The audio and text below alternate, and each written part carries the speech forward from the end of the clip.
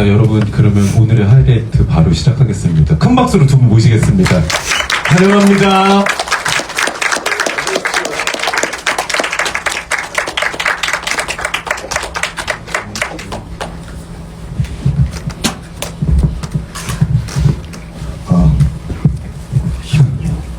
안녕하세요. 이번에 큐레이션을 맡게 되어 귀시와제입니다. 반갑습니다. 오늘 관객과의 대화를 도와주실 헬퍼 분을 모셨습니다. 감사합니다. 아, 되게 아까 그 하이피스랑 다르게 되게 잘 하시네요. 그때는 좀 급하게 오느라고. 네. 안녕하세요, 저 민희진입니다.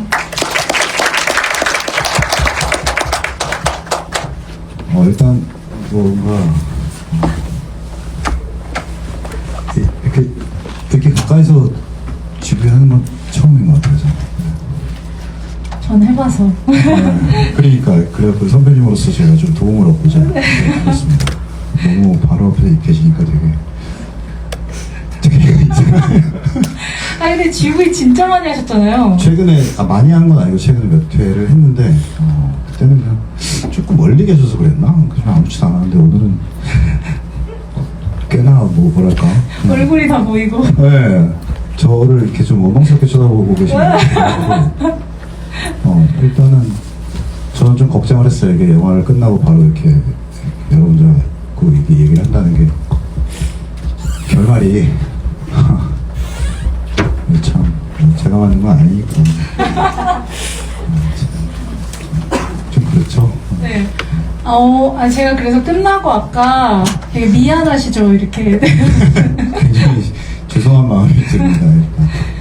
근데 저는 이게 좀 힘든 영화기는 하지만, 사실은 좀 봐야 되는 영화라는 생각을 하기는 했거든요. 그러니까 저뿐만이 게 아니라, 누구든 좀 한 번 싫은 경험이지만, 그래도 해봤으면 좋겠는? 어떤 부분에서 그렇게 어떤 부분에서? 왜 진행을 하세요? 저는 그 허키님이 왜 이 영화 고르셨는지 일단 궁금하거든요. 저는 이렇게 인상 깊을 수가 없어요, 영화가. 네. 진짜 너무 끔찍하고. 그러니까 저는 이거 보는 내내 그게 뭐라 그래야 되지? 이 영화랑 좀 싸우는 느낌이라 그래야 되나? 네, 끝까지 이거를 내가 이 머리 위에서 이 사람이 이 감독님이 나를 이렇게 좀 조롱하고 있는 것 같은 느낌이 계속 드는데 끝날 때까지 이걸 내가 어디까지 받아들일 수 있을까 하다가 결국에는 좀 그냥 수긍해버리는. 그러니까 저요, 제가 결국에 볼 때마다 맨날 제가 지더라고요. 그냥 망했다 이러면서. 왜냐면 스토리 자체가 말이 안 되잖아요. 좀 너무 자기적이잖아요. 사람 하나 잡자고 이렇게까지 설정을 해야 되나? 그런 생각이 좀 들거든요. 근데 그게 참 말이 안 되고 되게 뭔가 기만하는 것 같으면서도 설득이 돼요, 결국에는. 네, 저는 그런 기분이 항상 들어가지고 이거를 되게 좋은 영화라고 생각합니다. 항상. 그 라스 폰 트리의 영화 중에 왜 이걸 고르셨어요? 사실 전 그 사람 영화 다른 영화도 보면 다 비슷비슷한 기분이 들거든요. 왜 이렇게 나를 갖고 놀려고 할까 이 사람이. 근데 이거는 좀 그 중에서 좀 악질이라 그래야 되나? 네. 특히 그 마지막 장면. 그거를 보여줄 필요는 없다고 저는 생각해요, 항상. 근데 저렇게까지 보여줄 필요가 있나? 근데 끝까지 가버리시더라고요. 그래서 그 충격이 볼 때마다 이게 좀 벗어나기가 힘듭니다. 저는 내가 왜 이 영화를 보러 온다고 했지? 그러니까 원래 저 어렸을 때 말씀드린 이게 2000년도 영화거든요. 저 대학교 3학년 때, 4학년 때 이때 영화인데 이때 마침 빌리 엘리어트도 같이 나왔었어요. 그래서 제 인상에는 춤을 소재로 한, 그러니까 뭐 여기에 막 춤이 엄청난 소재는 아니지만 뭐 어쨌든 춤을 어떤 소재로 한 영화, 극대비되는 영화 두 개가 한 해에 나왔네? 라는 인상이 있거든요. 그래서 이제 우리 옆에 아까 그 당첨된 도경이가 옆에 앉아 있었는데, 꽃미남 도현님. 아니 너무 잘생겼어요, 도경님. 사랑하십니다. 근데 저 친구가 빌리 엘리어트를 추천했죠. 그러니까 그 우리가 좋아할 것 같다고 예상했잖아요. 맞추셨죠. 네. 근데 내가 옆에서 보면서 계속 우리 도경이가 빌리 엘리어트를 좋아하는데 이걸 보여줘도 되나? 우리 도경 씨가 정신적 충격을 받지 않았을까 제가 좀 걱정을 좀 많이 했습니다. 사실. 괜찮으시죠? 네. 아니, 허키님은 어느 순간부터 고개를 숙이고 못 들으시더라고요, 고개를. 저거 못 봐요. 아니, 그래서, 아니, 뭐야.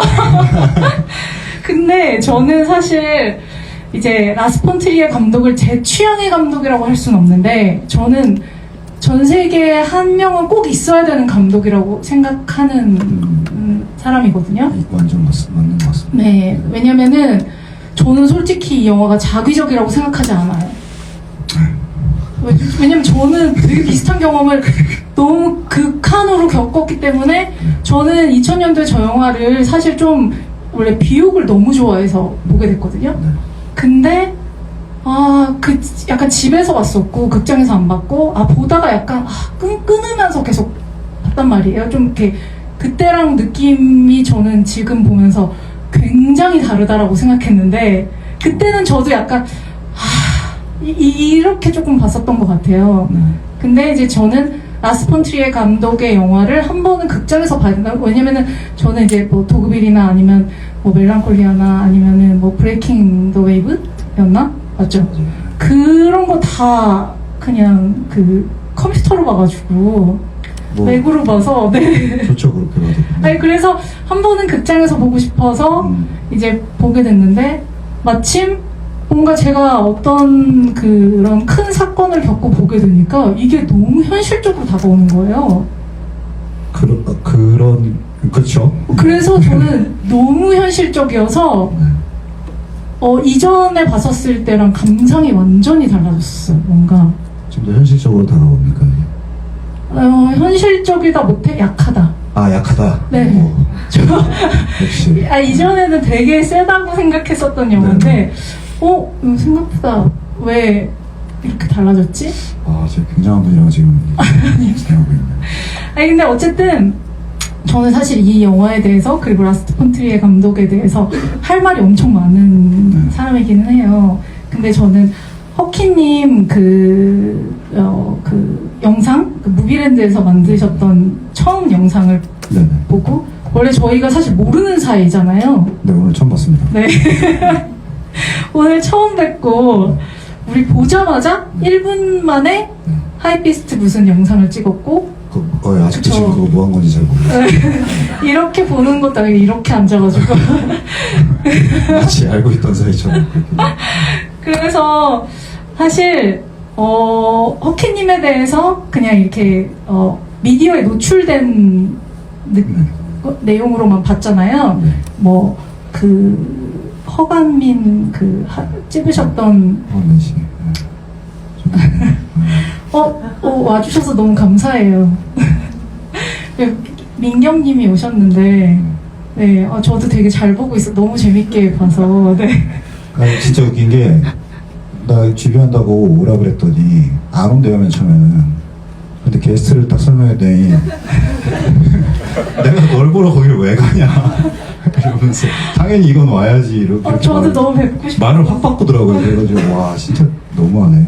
하여튼. 근데 그 영상을 허키님의 인터뷰 영상을 보고 제가 진짜 깜짝 놀랐거든요. 그때는 이제 우리가 이렇게 하기로 픽스되지 않았던 상황이었을 때 봤던 것 같은데 근데 그때 뭐라고 하셨냐면 이제 이 영화를 왜 고르셨는지 좀 무서운데요. 지금 제가 무슨 말을 했는지. 아니 뭐 다 좋은 얘기 하셨어요. 근데 이제 그 내용 중에 되게 비슷한 생각이 있었던 게 일단 그들 각자의 영화관이라는 영화 있잖아요.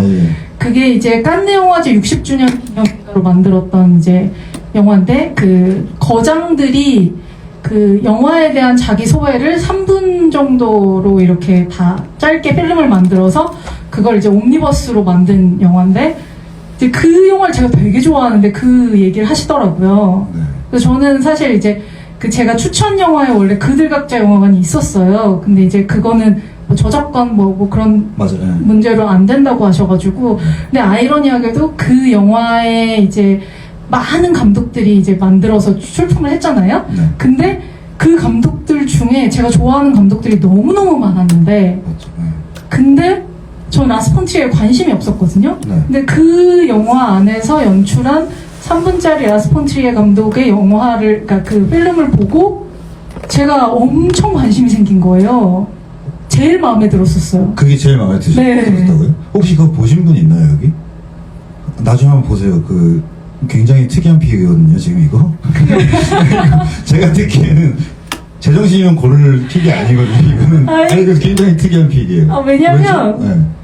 그 영화 내용이 뭐냐면 3분 동안 제가 설명을 드려야 이해하실 수 있으니까 설명을 드릴게요. 아니, 스토리 되게 간단해요. 맞아. 엄청 간단한데 그 빈 극장에 라스 폰 트리에 감독이 자기 영화를 보고 있어요. 그러니까 자기 영화 같은 어떤 막 잔혹한 막 그런 필름을 막 보고 있어. 막 죽이고 찌르고 막 이러는 필름을 보고 있는데 그 옆에 마치 관객 혹은 비평가로 보이는 어떤 남자가 앉아있거든요. 그 남자가 계속 라스 폰 트리에한테 야 너는 왜 저런 영화를 만들어? 뭐 이상한 너는 뭐 계속 이렇게 공격하는 얘기들을 해요. 근데 그 공격이 라스 폰 트리에 감독이 자기가 그동안 출시했었던 영화들로부터 계속 들었었던 내용을 그 사람이 마치 비평가인 것처럼 관객인 것처럼 이렇게 이죽이면서 계속 이렇게 공격을 하거든요. 자기 자랑을 또 이렇게 맞아. 자기 뭐 어떤 사업가다 네. 계속 뭐 이렇게 거들먹거리는 네, 거예요. 이제 꺼드럭대면서 그 라스 폰 트리에 감독을 계속 이렇게 이제 빈정상하게 하죠. 그러면서 그 필름의 제목이 뭐냐면 아시죠? 기억이 뭐였지? 그 제목이 뭐예요? 직업인가? 뭐 그래요. 아, 그래요? 제 기억, 저도 정확하게 기억이 안 나는데 직업 같은 뭐 그런 내용이에요. 맞다. 그래서 넌 뭐 하냐라고. 맞아요. 네. 그래서 이제 그 옆에 있던 남자가 네 직업이 사람 죽이는 일이야? 이렇게 물어보거든요. 그러니까 갑자기 라스 폰 트리에 감독이 일어나서 그 남자 머리를 막 망치로 깨요. 네, 여기서 당신 직업이 뭐요? 그랬더니 I kill이라고 말씀하신 다음에 망치를 꺼내서 머리를 착살을 냅니다. 네. 계속 때려서. 굉장히 웃긴데 잔인하게. 네, 웃기다기보다 이게 지금 뭐야 이런 느낌. 네, 황당한. 네, 그것이 지금 희진님의 거기 많은 영화 중에 가장 좋은 영화라고 하시니 네. 아니 근데 그게 사실 막 그게 잔인하게 안 나오고. 재밌네요. 충분히 거기서. 그런가요? 엄청 그냥 저 약간 코믹하게 봤는데. 코믹하긴 하죠. 네, 근데 이제 그게 모든 영화를 좋아하는 시네필 그리고 그 상을 주는 깐느 그리고 비평가들 관객을 다 조롱하는. 그러니까 진짜 그거 만들려고 한 사람한테 진짜 침 뱉은 느낌이었어요 저는. 네. 엿먹어라라는 느낌. 네. 그래서 근데 사실 저는 엿먹어라라기보다는 되게 진심 어린 얘기 같았거든요. 그럴 수도 있겠네요. 진짜. 네. 왜냐면 나는 진심 어린 마음으로 만들었는데 너네는 볼 줄 아는 게 이 껍데기밖에 없구나. 그러면서 나중에 폰트리에가 그러지 않나요? 자기 직업은 영화 만드는 일이라고. 나는 뭐 필름을 만드는 일이다. 뭐 이랬나? 뭐 그런 제 기억으로는 그렇게 끝나는 것 같거든요. 그랬었나? 모르겠어요. 뭐 하여튼 그런 뉘앙스가 뭔가 있었어요. 있었어요. 끝나요, 되게. 근데 저는 아무튼 그걸 보고 저 감독은 굉장히 솔직하고 그리고 그 제도에 묶여있지 않고 그리고 이 영화제 자체 깐느가 이제 우리가 굉장히 선망하는 어떤 영화제잖아요. 근데 저도 어워드 자체를 약간 그렇게 막 높게 보는 유형은 아니에요. 그러니까 뭐 상 받은 거에 막 고무되거나 도취되는 스타일이 아니거든요. 그리고 약간 그런 거 있죠. 니네가 뭔데 평가를 해? 약간 아니 뭐 평가하는 사람들의 면면을 우리가 다 일일이 다 알 수도 없고 그리고 뭐 모든 사람들이 다 평가하는 것도 아니고 그리고 아트를 평가해? 이게 이제 저한테는 좀 열받는 포스. 아니 뭔데 약간 해요.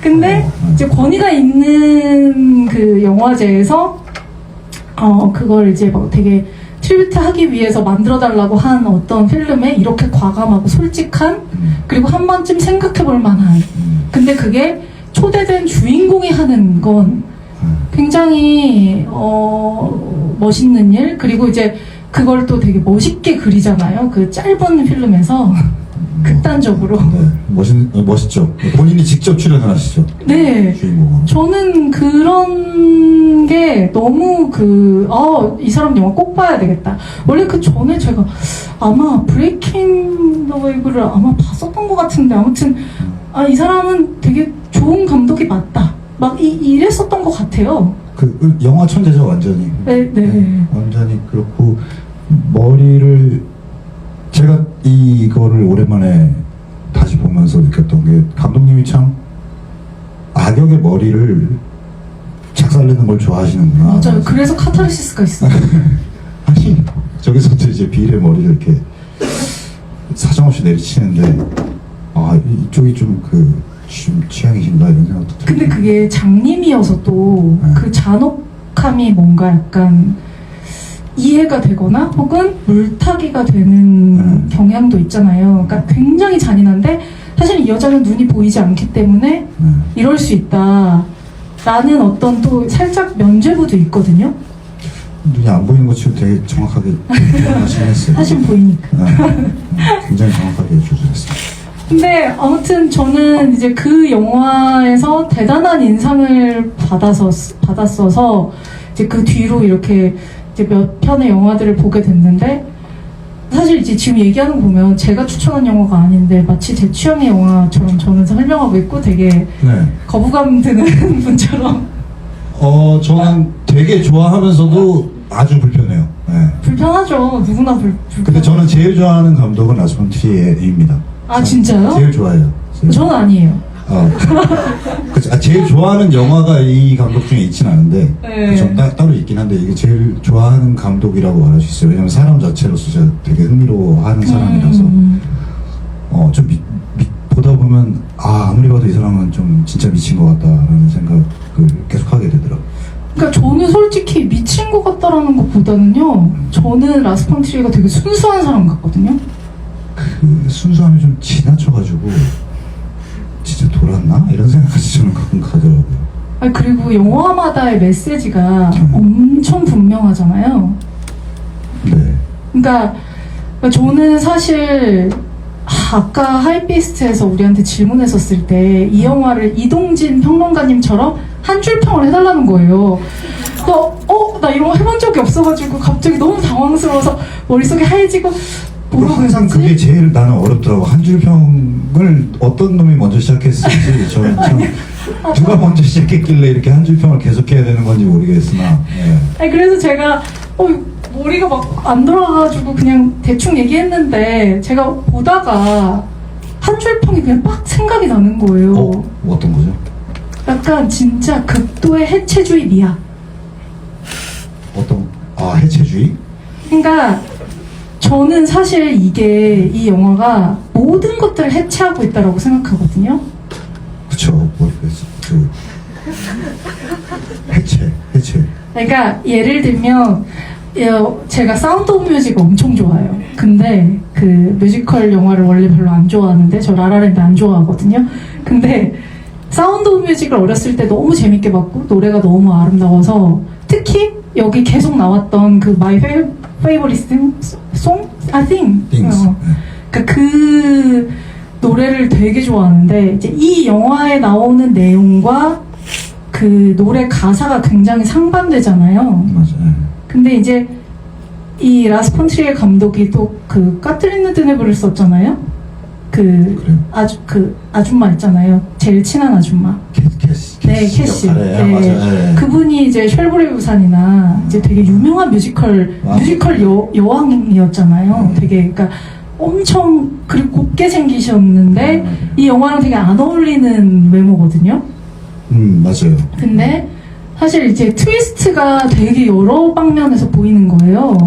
그러니까 근데 그거는 제가 좀 찾아봤었는데, 까트린 드네브를 일부러 썼을까, 이걸 트위스트 하려고. 왜냐면은 그럴 수도 있을 것 같아요. 근데 일부러도 있지만 까트린 드네브가 자기가 나오고 싶다고 먼저 얘기했대요. 팬이어서, 라스 폰 트리의 팬이어서. 근데 이 영화에 굳이 이제 그녀를 쓴 것도 그렇고, 그 사운드 오브 뮤직은 그러니까 미국의 어떤 그 헐리우드식 그 해피니스를 엄청 극대화해서 보여준 되게 대단한 상업 영화잖아요. 그리고 이제 라스 폰 트리에는 평소에 뮤지컬 영화를 자기는 고전 뮤지컬 영화를 좋아는 하지만 거기서 모든 것들을 다 아름답게 그리는 게 자기 너무 짜증난다. 자기는 그걸 이렇게 뮤지컬 영화들 보통 보면은 제일 행복할 때 막 노래를 부르잖아요. 근데 이 영화에서는 제일 불행할 때 노래를 부르거든요. 그래서 라스 폰 트리에가 그런 얘기를 했대요. 이 영화를 이제 내고 나서 이제 자기가 제일 힘들고 주인공이 불행할 때 이 노래를 해서 그 미국식의 약간 그 해피니스를 깨고 싶다는. 그러니까 그리고 이제 이주민인데 여기서 이 여자가 체코 출신. 네. 근데 이제 미국에 대한 동경이 있었잖아요. 근데 이제 와서 다 깨지잖아요. 이제 뭐 그런 것들, 그리고 이제 또 여기 보면은 다 내용들이 사실 자기적이라고 볼 수 있지만 현실에서 충분히 일어나는 일들이거든요. 예를 들면 이게 비유적으로 생각해 보면 다 현실적인 얘기들인 게 경찰이지 엄청 극단적으로 이렇게 공의를 추구해야 되는 직업. 네. 그리고 굉장히 아름답고 되게 이렇게 천사같이 생긴 와이프. 그러니까 그런 사람들이 정말 순진한 여자를 잡는 거죠. 네, 잡잖아요. 이제 이런 것들의 이제 전형성에 대한 전복, 이제 모든 것들이 다 이 여자가 정말 제일 이 캐릭터들 중에 제일 순수한데 그 주위의 배심원들이나 뭐 그 검사, 뭐 그 사람들이 증인들이 이 여자를 마녀로 몰아가는 그 상황 자체가 팩트를 다 왜곡하고 그리고 그걸 이제 재구성해서 짜깁기해서 이제 이 여자를 되게 이상한 사람을 확 만들어 버리잖아요. 근데 사실 그러니까 체코보다 미국이 더 선진국이었고 약간 더 잘 사는 나라. 모든 시스템이 더 시스테믹하게 잘 갖춰져 있는 어떤 나라의 이미지인데 사실은 그 시스템이 사람을 어떻게 힘들게 하는지, 그러니까 지금 제가 열거했던 모든 내용들이 다 이 지금 우리가 생각하고 있는 것들을 다 해체시키고 다 전복시키고 그리고 진짜 뭐가 맞는지 생각해봐 를 던지는 이제 그 메시지라고 다시 보면서 더 크게 느껴지고, 그리고 이제 저는 라스 폰 트리에가 원래 되게 불친절한 사람이라고 생각했거든요. 굉장히. 근데 마지막에 그 에필로그 그 문구가 떴잖아요. 그걸 보고 이 사람 이렇게 친절했나? 영화 내내 굉장히 불친절하다가 마지막에 그 문구로 모든 사람들한테 갑자기 화해를 청하거든요. 그러니까 이 영화는 희망적인 영화가 아니잖아요. 굉장히 그냥 현실 자체를 보여주면서 그냥 야 이거야. 니네 무슨 뮤지컬에서 막 행복해하고 끝나는 게 사실이 아니야. 원래 그거를 쭉 얘기하거든요. 그냥 음악도 중간에 빡 끊기면서 더 충격을 주고. 근데 마지막에 갑자기 착한 사람으로 나와서 야, 이 노래는 근데 니네가 어떻게 받아들이느냐에 따라서 굉장히 끝나지 않은 노래일 수 있어. 이렇게 얘기한단 말이에요. 저는 그게 약간 좀 더 저항의 메시지 같이 들리긴 했어요. 근데. 와, 저는 진짜 친절한 메시지를 들었어요. 엄청. 그래서 이게 그러니까 영화 얘기를 이렇게 하면 재밌는 게 이런 것 같아요. 그러네요. 뭔가 그 자기가 처한 상황 혹은 언제 봤는지 뭐 혹은 이제 어떤 자기의 생각, 평소의 사고 기반으로 영화가 어떻게 다가오고 느껴지는지가 좀 다를 수 있다는 게. 그러네요. 그러니까 진짜 다른 게 저 같은 경우에는 이제 계속 이게 그 주변 사람들이 다 잡잖아요. 근데 저 사람들이 이 셀마를 공격하면서 뭐 법정에서 하는 증언들이나 이런 게 다 저 주인공을 계속 공격하기 위한 말들인데 저 사람들은 막상 좀 뭐 그렇게 크게 잘못한 게 없는 것처럼 저한테는 보였거든요. 그러니까 진실을 그렇게 크게 왜곡한 것 같지는 않고 저 사람들 입장에서는 그냥 저기 뭐 그 뮤지컬 연출가라든가 뭐 공장 그 책임자라든가 이런 사람들이 그냥 자기 직업에 맞게 그냥 하루하루 열심히 사는 사람들인데 저 사람들도 근데 이상하게 극 자체가 그 사람들을 전부를 그냥 다 나쁜 놈으로 만들고 있는 것 같은 느낌도 저는 많이 들었거든요. 왜냐면 저 사람들이 사실 뭘 그렇게 잘못했나. 뭐 그 사람들이 막 모든 걸 잘못했다라기보다는 그 법정에서 증인으로 나왔었을 때 했던 어떤 발언들, 그러니까 자기가 그렇게 느꼈을 수도 있긴 해요. 근데 어떤 일면이잖아요. 그리고 이제 그것들이 모아져서 누군가는 심판을 받는 상황인데, 이제 그런 행위, 그러니까 그런 제도가 얼마나 어리석은지를 보여주는 거지. 그 사람들이 막 그 사람의 선악을 판단하는 기준이었다라고 생각하지는 않거든요, 저는. 그냥 그 사람들은 말씀대로 그냥 평범한 사람들인데, 뭐 어떤 의도가 있었을 수도 있겠지만 의도 없이 그냥 사람들이 군중심리로 저 여자가 나쁜 여자야 라고 얘기하니 나쁜가 보다 라고 생각해서 자기가 갖고 있던 정보에 대한 그렇죠. 인식을 더 극대화해서 그 군중심리에 휘말려서 더 나쁘게 얘기하는 거예요. 예를 들면 셀마는 저 공산주의자가 아니잖아요. 관심도 없는 여자예요. 그렇죠. 네, 그냥 지나가는 말로 어떤 얘기를 했었을 뿐인 건데, 그걸 갑자기 거기서 쏙 드러내서 공산주의자라고 저 여자는. 이렇게 극단적으로 그 얘기하는 건 사람들이 삶을 살아가면서 누구나 할 수 있는 실수거든요. 그러니까 약간 미필적 고일 수도 있고. 근데 전 보면서 그 예를 들면 극단 연출가 같은 부분을 이제 보면서 경찰한테 신고한다면 계속 시간 끌잖아요. 내가 저 입장이면 저럴 수도 있지 않을까라는 생각은 사실 했었어요.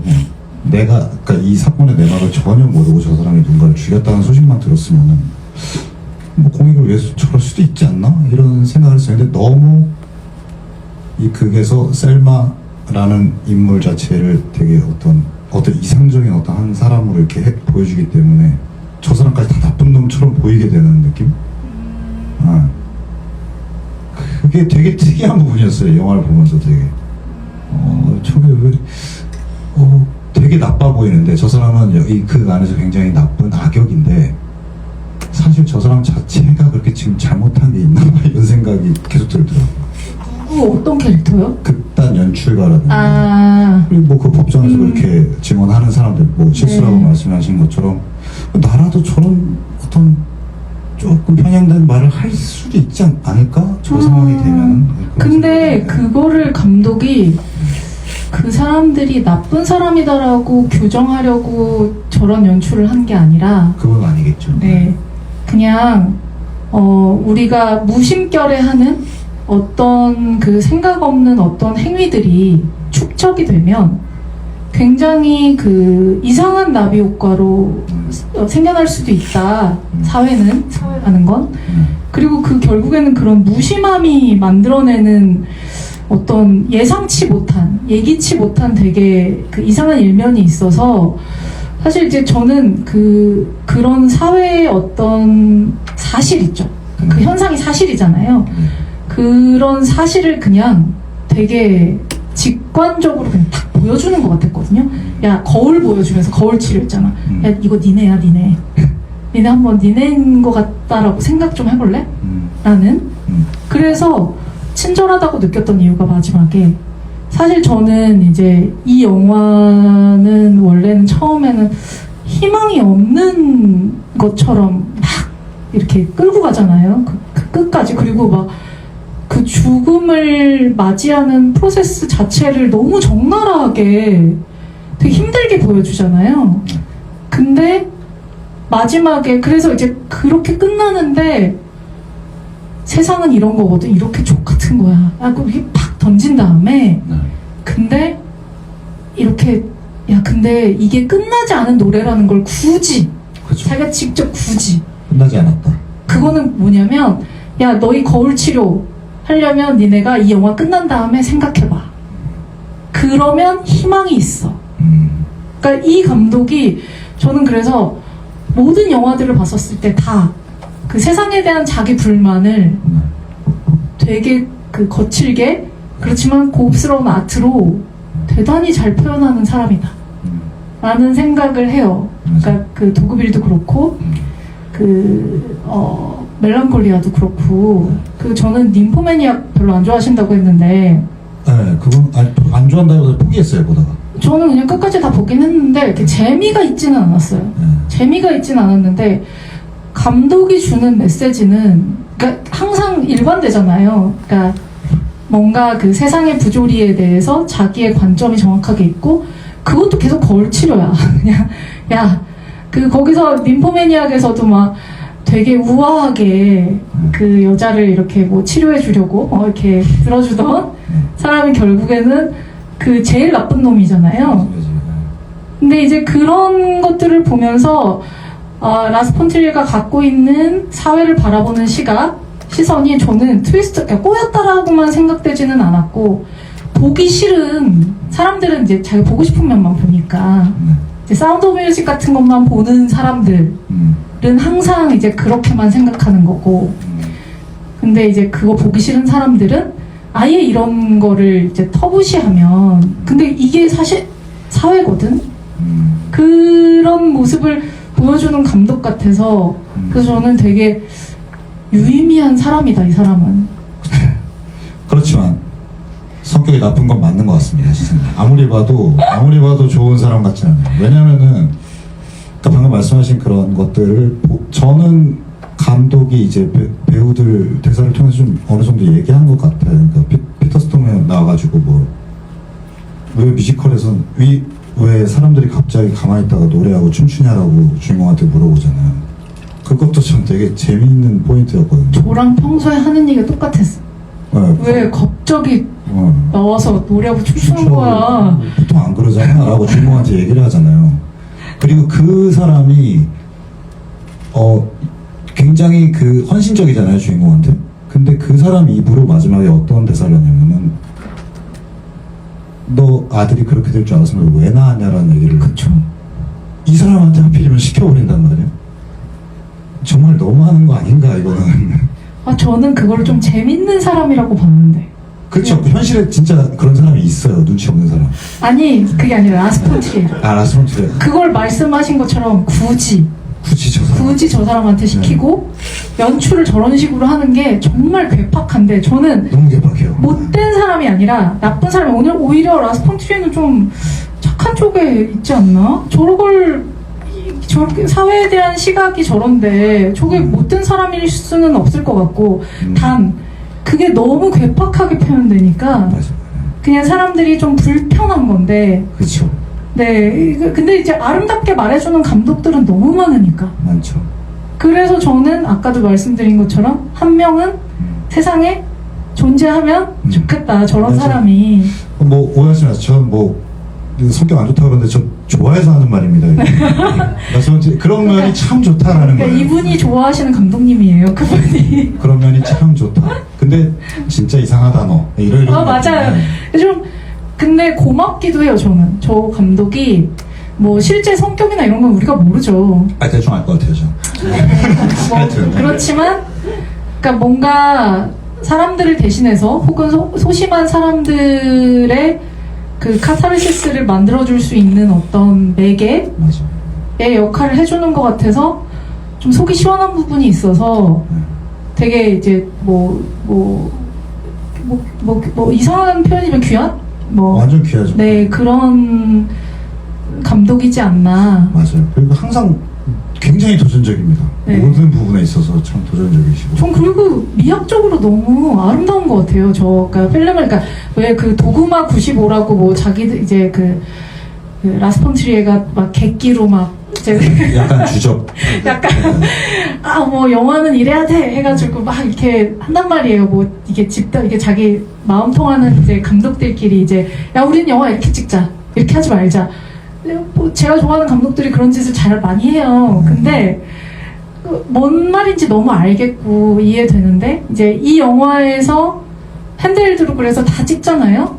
그렇죠. 근데 그게 난 너무 아름답고 사실 오히려 되게 현실로 보여주려고 다큐멘터리 그런 필름으로 찍는데 오히려 그게 훨씬 미학적으로 미학적으로도 아름답고 저는 되게 놀랐던 게 핸델드로 찍으면서 제가 이런 약간 페이크 다큐 형식의 그런 영화 맨 처음 볼 때 부담스러워하는 게 있거든요. 왜냐면은 볼 때 이게 그냥 그 현장감을 살리려고 이렇게 딱 많이 이걸 보여주잖아요. 빠르게 컷하면서. 근데 그 정보들을 제가 한 번에 다 이렇게 수집을 빨리 해야 되는 거에 부담을 느껴요 저는. 주로. 근데 이 영화를 보면서 제가 아 내가 지금까지 봐왔던 그런 것들은 걔네가 못 만든 거구나. 왜냐면 여기서는 이렇게 그냥 빠르게 착착착착 보여주는데도 이 연출이 너무 훌륭하니까 무슨 소리인지 다 알겠는 거예요. 그러니까 그 작은 살짝의 그 디테일들, 그 셀마가 눈이 안 보인다라는 걸 초반에 보여주기 위해서 뭐 자동차를 이렇게 짚으면서 뭐 이렇게 가는 장면이라든가 뭐 이렇게 물 뭐 이렇게 손가락 넣으면서 하는 그런 조그만 연출들이 아 진짜 너무 잘 만든다는 맞아요. 생각이 들어요. 그리고 뮤지컬의 연출이 미친 것 같아요. 맞아요. 그러니까 그 춤과 노래가 나오는 그 연출을 하는 어떤 스타일이나 방식이 구현해낸 어떤 방식이 너무 크리에이티브하고 그리고 그 색감들이 엄청난 그 예쁜 대비들로 이루어져 있고 그러니까 그걸 극장에서 보니까 더 느껴지더라고요. 그러니까 그게 뭐 옛날에 그냥 노트북으로 왔었을 때도 뭐 잘했네 라는 생각은 들었지만 확실히 극장에서 보니까 그런 대비들이 훨씬 더 잘 보이고 아까 말씀하셨던 그 물잔에 자기 손을 넣어서 했던 표현들이 되게 세심하잖아요. 진짜 디테일한 연출들이 끝내주더라고요. 네, 그러니까 그리고 저는 또 오프닝 시퀀스가 엄청 좋은 영화 중에 하나라고 생각해요. 그러니까 셀마의 눈으로 보는 맞아요. 어떤 그런 느낌? 추상화 같은 느낌인데 사실은 더 뚜렷했을 수도 있죠. 근데 셀마는 이렇게 봤을 것 같은 거야. 그러니까 그런 식으로 자기도 모르는 사이에 셀마한테 동화가 되게 돼서 영화를 시작하는 방식 그리고 그게 이제 다큐멘터리 필름 그 간지랑 그 그레인이랑 완전 극대비 되잖아요. 갑자기 되게 우아하게 시작하다가 거친 필름 그레인이 막 보이잖아요. 그런 대비를 생각한 부분. 맞아. 그리고 그 인트로가 되게 길어요. 그게 왜 그런 줄 아세요? 왜입니까? 원래 뮤지컬에서 그 서막 같은 게 있어요. 약간 그러니까 인터미션. 네, 그 옛날 뮤지컬 영화들 보면 일부러 막 앞에 그런 시퀀스를 만든단 말이에요. 그러니까 이 사람이 미친 사실 이런 게 디테일이지. 저 참 오늘 그 혼자 안 오길 잘했네요 정말. 하여튼 그게 저는 되게 길다고 생각했고 그리고 뭔가 그냥 추상화 같은 아무 정보 없는 것들이잖아요 그게. 네. 근데 제가 여기서 얻을 수 있는 건 그 뒤에 나오는 그 장엄한 브라스 오케스트레이션이 막 나오는데 이게 지금 도대체 무슨 얘기를 하려는 걸까라는 생각을 하는데 갑자기 너무 현실적인 그림이 탁 나와버리니까 그리고 연출도 제가 좀 더 말을 하자면은 되게 대단한 부분이 이게 완전 그런 걸 계속 사용하세요. 그런 어떤 호러적인 문법. 맞아. 가만히 있다가 점프 스퀘어처럼 갑자기 셀마가 자전거 타고 가는데 트럭에 치일 것 같은 장면 있잖아요. 그게 갑자기 팍 하고 나오는데 깜짝 놀라거든요. 그리고 뭔가 이런 공장 기계에 손을 왠지 다칠 것만 같은 그걸 계속 하시는데 이렇게 사람을 이렇게 쫄리다가 그러다가 아니야 이러다가 이렇게 하다가 갑자기 빵 이걸 계속 하세요. 그래서 저는 그런 부분에서 정말 영화 잘 만든다, 편집 엄청나다. 그러니까 그리고 이제 극장에서 보니까 더 와닿았던 게 옛날에는 못 느꼈던 부분인데 오늘 보면서 제가 무슨 생각이 들었냐면 셀마가 뮤지컬로 환상을 보잖아요. 자기의 이제 상상이 반영된 환상이잖아요. 근데 거기서 나오는 사람들이 한결같이 다 착해. 그러니까 자기를 죽이려고 했던, 그러니까 이제 괴롭혔던 빌도 자기를 이해하는 모습으로 나오고. 참 대단한. 네, 그 와이프도 되게 착한 여자로 나오고. 모두가 셀마에서 환상을 모두가 잘 다. 해주죠. 네. 그러니까 이 감독이 사실은 성악설을 이렇게 막 믿는 사람, 그러니까 그런 사람처럼 보이잖아요. 연출을 보면. 그럴 수도 있죠. 네. 근데 사실은 마음에 순수함이. 사람을 믿는 마음. 그러니까 거기에 자기가 뭐 어떤 트라우마가 있어서 그랬을 수도 있거나 혹은 어떤 자기 상처가 있어서 그랬을 수도 있고 아니면은 자기 성찰로 그걸 깨달았을 수도 있겠지만 그런 사람에 대한 따뜻한 시각이 분명히 있다. 그걸 저도 완전 동의합니다. 네, 그랬으면 좋겠다라고 생각한 내가 저 사람들은 사실 그랬으면 좋겠어를 셀마의 시각으로 보여주는 것 같아서 맞아요. 그래서 저는 이분의 그 캐스팅이 진짜 좀 미친 것 같은 게 모든 영화에서 뭐 니콜 키드만, 샬롯 갱스브로 그리고 이제 뭐 커스틴 던스트나 이 약간 좀 당대 최고의 여자 배우들이잖아요.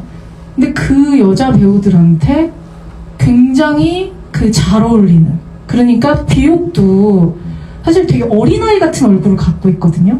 복잡한 얼굴이죠. 네, 안경 쓰면 갑자기 아줌마 같다가 안경을 벗으면 너무 청순한 얼굴이 나와요. 맞아요.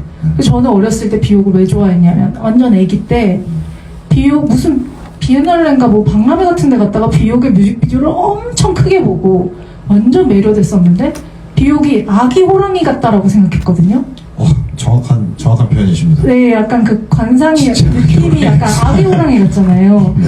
근데 아기 호랑이가 왜 안에 맹수의 그 기질을 갖고 있지만 얼굴은 너무 귀여워서 사람들이 다 무서운데 아기 호랑이 보면 막 귀여워 막 이렇게 얘기하잖아요. 근데 그런 동심의 얼굴이 있거든요. 근데 맞아요. 비옥의 작업을 보면 엄청나게 그로테스크하고, 그리고 이제 비옥의 이 목소리가 네. 이 영화의 어떤 그 느낌을 되게 극대화해 주잖아요. 너무 무서워요. 네, 그러니까 무서운데 아름다운? 그러니까 약간 저세상 목소리 같은 느낌? 맞아요. 그래서 이 여자가 태생이 그 아이슬란드 태생이잖아요. 그 아이슬란드 오로라 같아요. 이 여자의 그 캐릭터나 그 발성? 어떤 그 느낌이 되게 신비롭고 이 현실에 없을 것 같은 어떤 느낌? 근데 이제 그런 그 배우의 원래 태생적 캐릭터를 영화로 그대로 끌고 들어와서 맞아요. 심지어 그걸 여자한테, 비옥한테 음악 프로듀싱을 시켜서 그걸 이제 극대화해서 영화에 확실히 반영한 건 이 사람 천재다. 그 사람을 활용하는 능력이 미쳤다. 그 커스틴 더스트가 갖고 있는 그 얼굴에 우울함이 있단 말이에요. 맞아요. 근데 영화에서 그걸 막 극대화하잖아요. 그리고 그 샬롯 갱스보로도 갖고 있는 그 처연함이 있거든요. 처연함. 약간 청순한데 이제 조금 늙어서 그때 좀 처연한 느낌이 되게 강하게 나왔단 말이에요. 그 영화에서. 나쁜 말로 약간 청순 같은 느낌이 네. 근데 그걸 되게 그 역할에 엄청나게 반영을 잘해서 이제, 그리고 그 샬롯 갱스부르가 워낙에 캐릭터가 강하니까 사실은 사람들은 다 알고 있잖아요. 니콜 키드만이 어떤 배우인지, 뭐 누가 어떤, 그걸 알고 본단 말이에요. 근데 이 감독은 마치 그걸 계산한 것처럼 원래의 캐릭터를 전복시키기도 하고 극대화시키기도 하면서 그 영화 안에서 자기가 가지고 노는 느낌? 맞아요. 특히 이 영화가 특히 계속 사람들이 이 셀마를 언제 공격할까라는 걸 계속 보게 되잖아요. 저 사람이 언제 배신을 때릴까 이런 걸 계속 기대하게 되는데, 제가 제일 인상 깊었던 게 이제 피터 스토메어 그 제프 역을 맡은 순정남. 진짜 안 어울리는. 그분이 그런 역할 하기 쉽지 않거든요. 맞아. 그분이 영화 나오면 사이코 아니면 킬러예요, 무조건. 여기서도 그런 느낌이잖아요. 저놈은 언젠간 언제 총을 쏠 것인가, 저 사람이 언제 배신을 때릴 것인가 계속 보고 있는데, 끝까지. 순정남이야. 순정남이었어. 나중에 울어. 이러면서. 그런 역할, 이 사람 여기서 처음 해봤을 겁니다. 그래서 저는 이 감독이 되게 대단하다라고 생각이 드는 지점이고, 그 경찰 빌도 그분의 영화 되게 많잖아요. 네, 저분의 맞아요. 저분 특징이 눈썹 산이 눈썹이 없는 느낌인데. 이렇게 되면서 약간 기괴해져요, 얼굴이. 네, 그 얼굴 그게 그러니까 이 사람은 시각적인 어떤 그 포인트 있죠. 그 얼굴에 장점이 될 수도 있고 단점이 될 수도 있는 그 포인트를 카메라 앵글로 정확하게 그걸 딱 집어. 그래서 되게 이상한 포인트를, 자기만 느끼는 이상한 포인트를 관객들한테 그냥 팍 주입을 해. 설득을 시켜요, 그리고. 네. 그 문 앞에서 이렇게 서 있는 장면.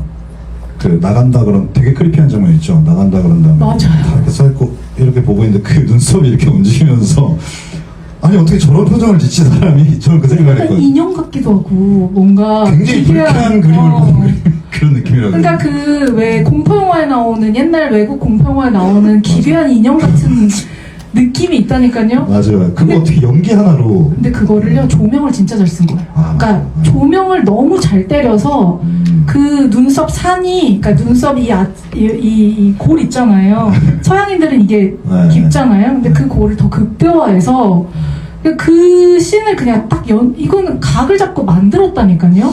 그래서 저는 전 사실 영화를 보거나 이제 남의 작품을 볼 때 어떤 그런 포인트들을 볼 때 막 소름이 끼치거든요. 그러니까 그런 데서 카타르시스가 느껴져요.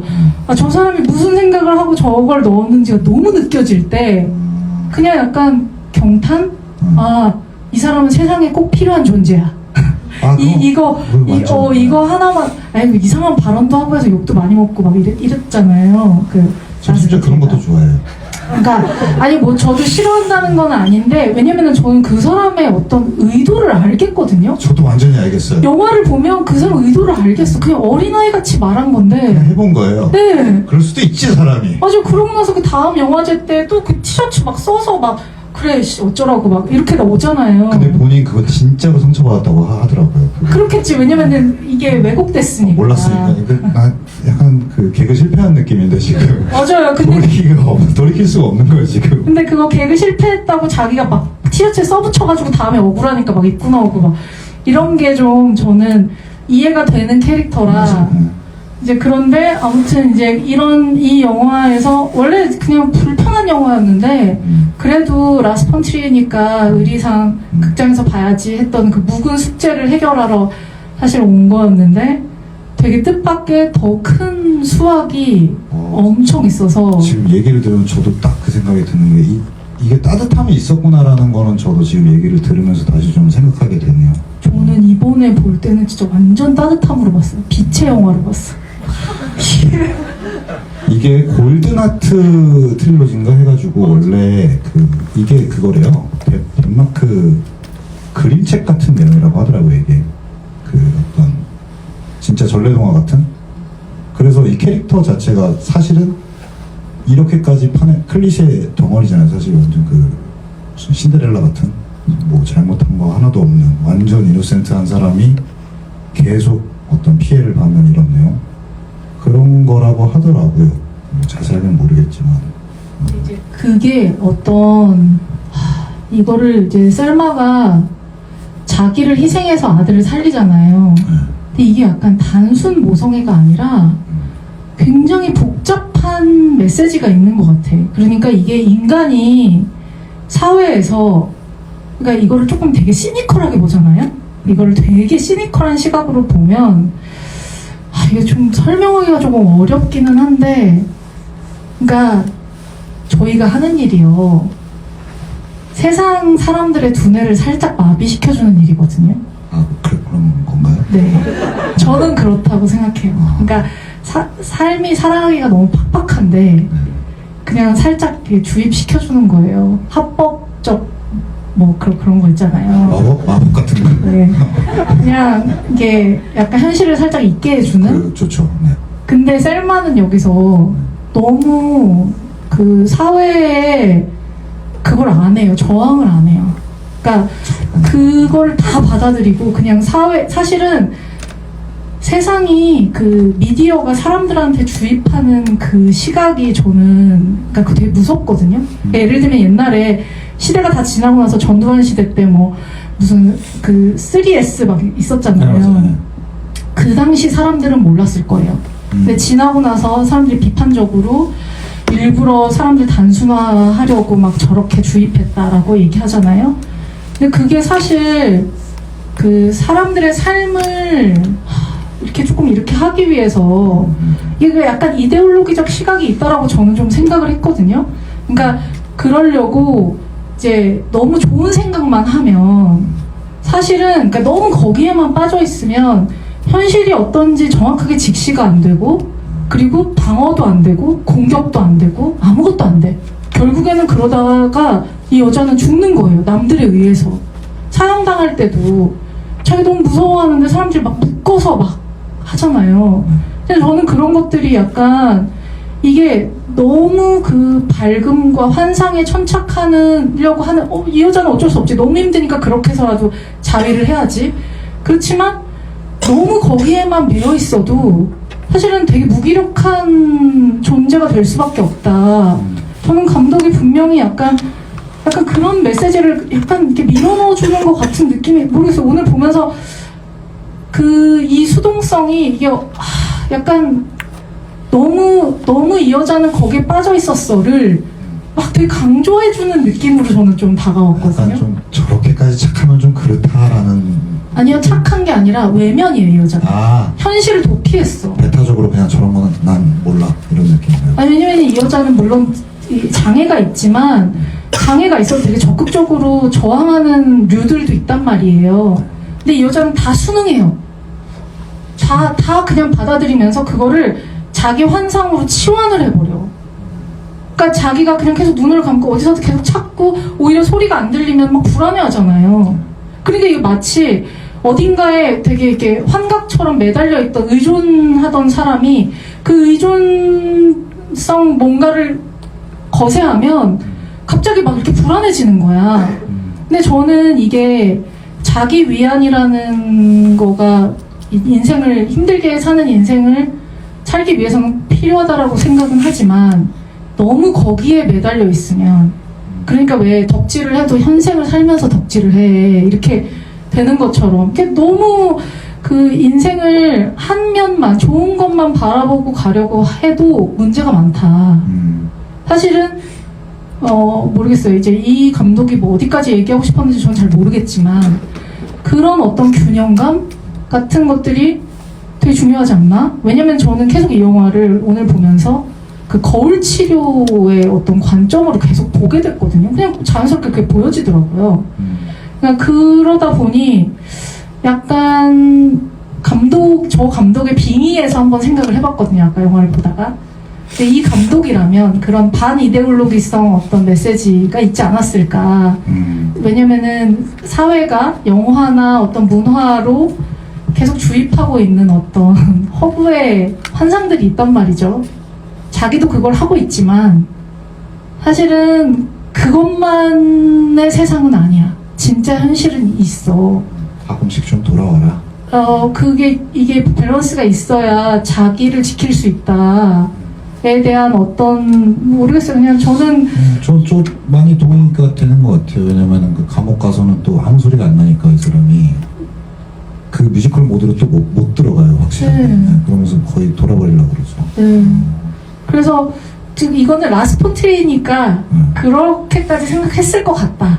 라고 저는 이제 리스펙트 하니까 그럴 수 있죠. 이제 거기까지 한번 생각을 해봤던 거고, 뭐 진짜 그런지 아닌지는 모르겠지만 그 다른 영화들까지 다 본다면 아, 내가 아는 라스푸틴은 이렇게 생각했을 것 같아. 그리고 저는 왜 뭐에서 확신을 했냐면요, 진짜 전 섬뜩하게 봤던 장면이 셀마가 이 어쩔 수 없는 살인을 하고 나와서 막 이렇게 노래 부르고 뭐 막 하다가 아들이 계속 귀신처럼 자전거를 타고 돌면서 그거는 너가 했었어야 되는 일이야. 했었어야 되는 일이야. 뮤지컬 계속. 모드에서. 네. 엄마가 했었어야 되는 일이야. 어쩔 수 없었다. 어쩔 수 없었고 네가 했었어야 되는 일이라고 계속 얘기하거든요. 근데 그걸 하필 아까 말씀하신 것처럼 아들이라는 캐릭터의 입을 빈단 말이에요. 빌어서 얘기한단 말이에요. 근데 이 아들이라는 캐릭터가 여기서 조금 애가 조금 이상하잖아요. 사실 막 이렇게 사랑스러운 아들은 아니거든요. 좀 특이해요. 네, 좀 삐딱한 것 같기도 하고 사춘기 같기도 하고 좀. 그리고 좀 극 중에서 그러니까 이 존재 자체에 왜 무슨 역할이 있는지 사실은 좀 잘 모르겠는 것도 있어요. 그쵸. 근데 애가 약간 좀 서늘한 감이 없잖아. 이렇게 막 사랑스러운 아들은 아니거든요. 네. 근데 아들의 입으로 그런 얘기를 한다는 건 사실 이게 의도가 아주 분명한 씬이었거든요. 그 시퀀스가. 그러니까 아들의 입으로 아들이 마치 귀신같이 영혼같이 막 이렇게 돌면서 셀마한테 이렇게 주입해. 자기 스스로 가스라이팅 하는 거지. 나는 이거 다 아들을 위한 일이야. 라고. 그리고 마지막에 본인이 뭐 내가 그랬어야 했다라고 마지막 절에 그렇게 얘기하죠. 맞아요. 그러니까 이게 약간 이게 모성애라기보다는 자기가 아들을 그렇게 낳았잖아. 유전병인 거 알고도 낳아버렸거든.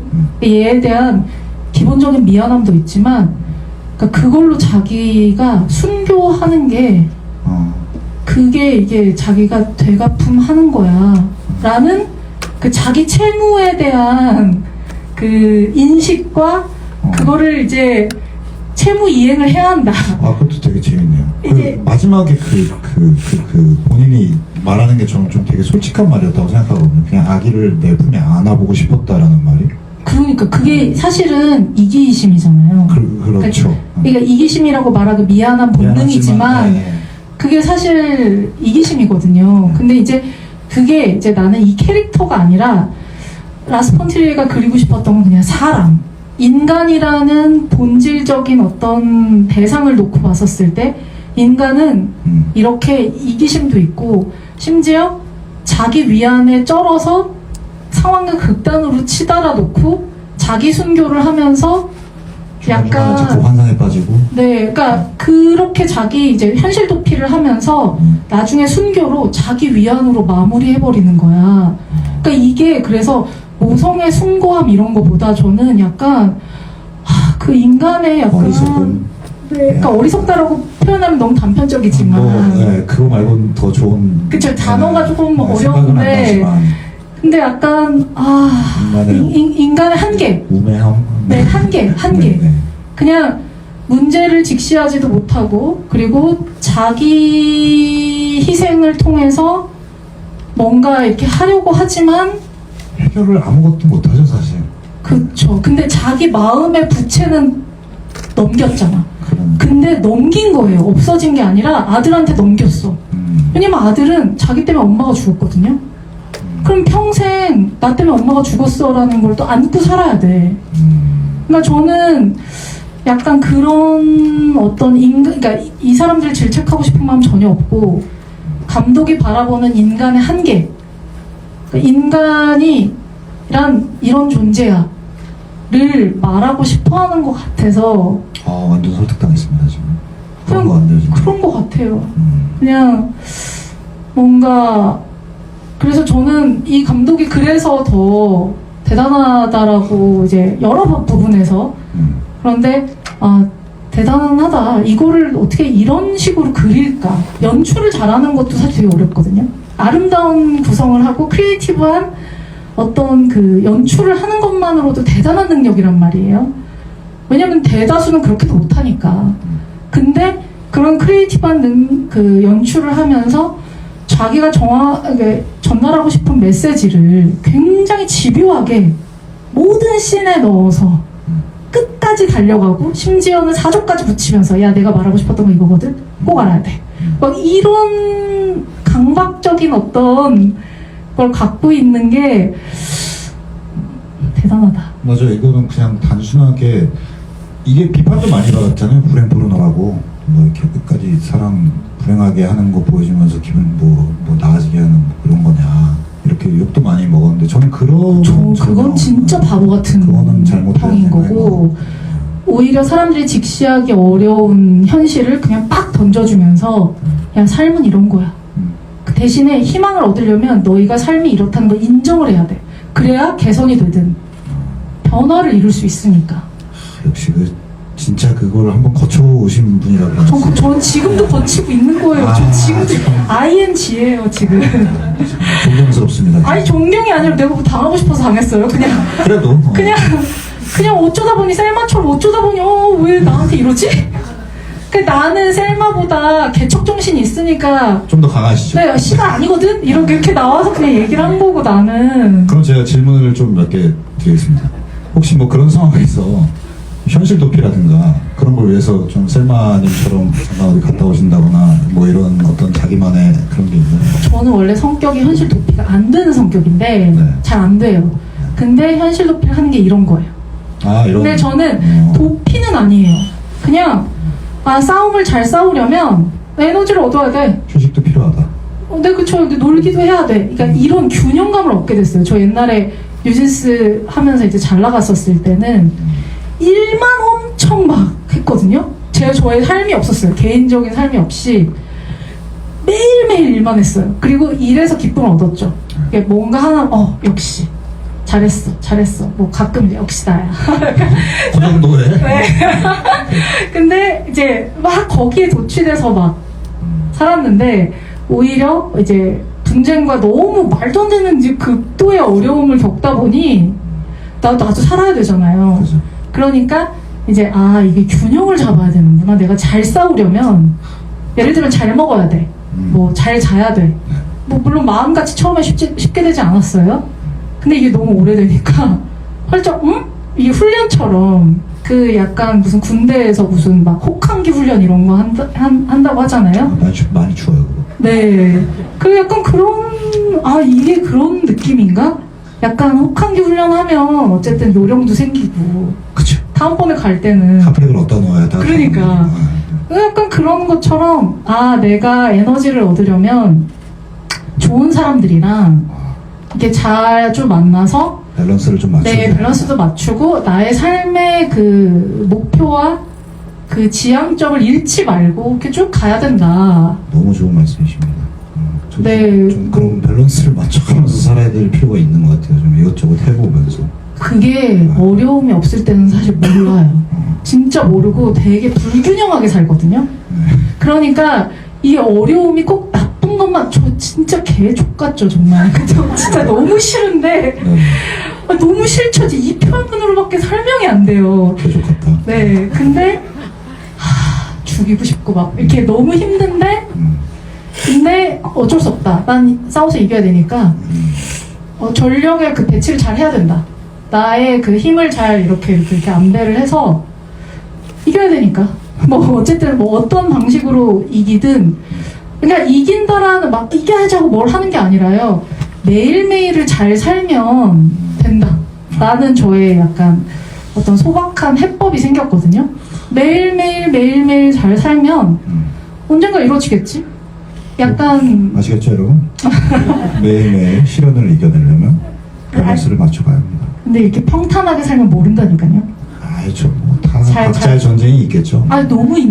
너무 있는데 다 있죠. 너무 있는데 근데 이게 왜 제가 이 얘기하냐면 어려움을 겪으실 때도 그냥 이겨낼 수 있다를 생각하면 이길 수 있다는 거예요. 그러니까 왜 이게 평소에도 당연히 자기 힘듦이 있으니까 겪으면서 산단 말이에요.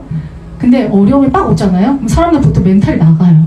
그 멘탈이 나간다는 게 뭐냐면 중심을 못 잡아요. 균형이 이뤄지면 죽고 싶다라든지 혹은 아예 그걸 도피하고 싶다든지 굴복하고 싶다든지 그러니까 그냥 아예 쉬운 길 있죠. 외면하는 거. 네. 현실을 외면하는 네.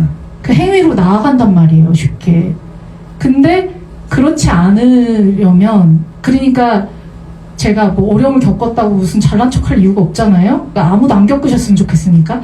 근데 그게 대단하다는 게 아니라 어려움을 겪기 전에는 잘 모른다. 그러니까 알고 계셔라. 자기 인생에서 그냥 어느 정도 조금 강도 높은 어려움이 왔었을 때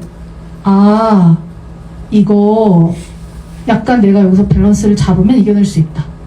그러니까 이게 약간 각오가 돼 있으면 그 복싱 연습을 왜 해요? 여기 이렇게 딱 들어올 때 어떻게 하면은 안 아프다라는 그 싸움의 방식이 있잖아요. 그런 걸 배우면 약간 덜 아프게 맞는 거고. 근데 저도 모르면 아무것도 모르는 상황이면 그냥 빡 때렸을 때 그냥 확 나가는 거죠. 그렇죠. 그러니까 그런 연습 명심하겠습니다. 아니면 앞으로 다가올 시련을 제가 좀 버텨내기 위해서는 필요할 것 같네요. 시련이 없으시길 바라는데 저도 없이 평탄하게 살 줄 알았거든요. 뭐 언젠가 네. 오겠죠, 뭐 이상한 것들. 근데 뭐 이게 시련이 막 갑자기 내가 시련이 언제 올 거야라고 오는 게 아니라가지고 한 가지 더 질문이 있습니다. 그럼 이 시련이 오잖아요, 사람이. 아주 개족 같은 상황이 생기잖아요, 사람이. 그때 돼서야 이제 이거는 제 질문이 아니고 그냥 얘기를 좀 나누고 싶은 건데 그런 상황이 생겼을 때야말로 진정한 친구를 알 수 있다. 뭐 이런 말을 많이 하잖아요. 우리가 진정한 좀 이상한 얘기긴 한데 우리가 진정한 친구를 알아서 뭐 하나라는 생각은 저 가끔 하거든요. 이 진정한 친구라는 사람이 주로 뭐냐면은 내가 그렇게 안 좋아하는 친구일 수도 있고 재밌는 친구가 아닐 수도 있고 멋진 친구도 아니고 약간 지루한 진정한 친구 뭐 이런 경우가 저는 몇 번 있었어가지고 그 친구가 엄청 서운해하겠다. 미안하지만 근데 뭐 알겠어 약간 이런 느낌이 좀 그러니까 이제 이거 코미디에서 제가 이거 본 게 있어요. 이게 근데 되게 공감을 했거든요. 저 이거에 대해서. 그래서 어떤가요? 뭐 도움이 많이 되나요? 친구들이? 그 허키님의 관점이 약간 재밌는 부분이 있어. 그러니까 그게 뭐냐면요. 그 원래 되게 조금 재밌는 생각을 하는 사람들이랑 얘기를 하면 좀 재미가 있잖아요. 이게 왜냐면은 이게 예상한 대로 흘러가지는 않으니까. 근데 그 비슷한, 그러니까 이게 뇌구조가 살짝 저 같은 건 아닌데 뇌구조가 살짝 삐딱하긴 해요. 이게 약간 이렇게 조금 다른 유형에서 비슷한 지점이 있어서 아 얘도 이런 생각을 하네.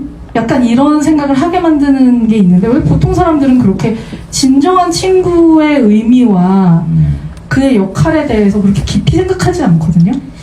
아니, 왜 그러냐면 이 영화에서도 이 도와주는 친구들이 많이 나와요. 제프 도와주고 캐시 도와주고 그리고 마지막에 그 브렌다라는 여 간수까지 나오는데 하나도 도움이 사실은 별로 안 그러니까 마음의 위안이야 주겠지만 현실적인 도움은 별로 안 된단 말이죠. 그래가지고 좀 아쉽다 이런, 그러니까 좀 만약에 좀 현실이라면 아쉽겠다. 근데 아닐걸요? 셀마는 전혀 아쉽지 않았을 것 같아요. 왜냐면 우리는 제3자 입장에서 전지적 관점에서 보는 영화이기 때문에 그 사람들이 결과론적으로 셀마를 죽게 해가지고 아쉽다 인데, 근데 저는 이게 그 사람의 삶으로 직접 들어가면요 셀마는 전혀 아쉽지 않았을 거예요. 저 사람들 때문에 사실 살 수 있었던 거고. 맞아요. 그리고 생각해보세요. 저 간수는, 여자 간수가 저는 되게 그 캐시만큼이나 절절했거든요. 저는 진짜 엄청난 캐스팅이었다고 생각해요. 그쵸? 네. 근데 캐릭터 자체가 네. 대단한 그 애정을 보여줬단 말이에요. 그러니까 어느 그 영화 속에 셀마를 오래 알았던 어떤 캐릭터보다 더 가족 같은 느낌을 주거든요. 맞아요. 근데 아이러니하게도, 그러니까 글쎄 저도 사실 진정한 친구에 대해서 되게 생각을 많이 해보게 되긴 했어요. 근데 물론 당연히 배신감을 느낀 사람들, 극도의 배신감을 느낀 사람들도 있지만 무섭네요. 네, 정말 너무 무섭게도 네. 있는데 또 극상으로 아니 이렇게까지 한다고? 왜 이제 마음을 먹게 만드는 친구들도 있었고, 그러니까 그 밸런스가 다행히 되게 맞았던 것 같고, 근데 그 중에 되게 본의 아니게 허키님도 있는 거예요. 아, 제가 도움을 드리고 있나요 지금?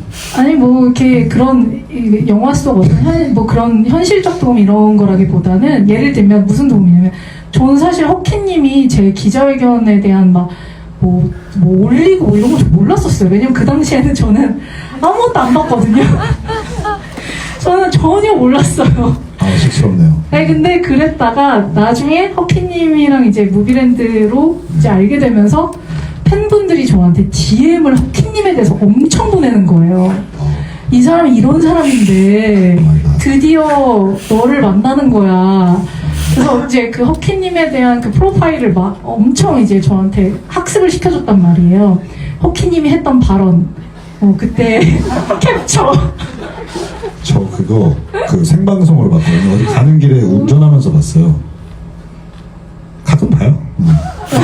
왜냐면은 이제 힘이 돼요. 그게 이상하게 파이팅을 얻고 싶을 때 가끔 봐요. 사실 저 내용 잘 모르거든요. 네. 근데 그냥 힘을 얻기 위해서 보는 그런 느낌이 있습니다. 아니 근데 그때 허키님이 올려주셨던 거 이제 올해 본 거죠. 2년 지나서 이제 보게 된 건데,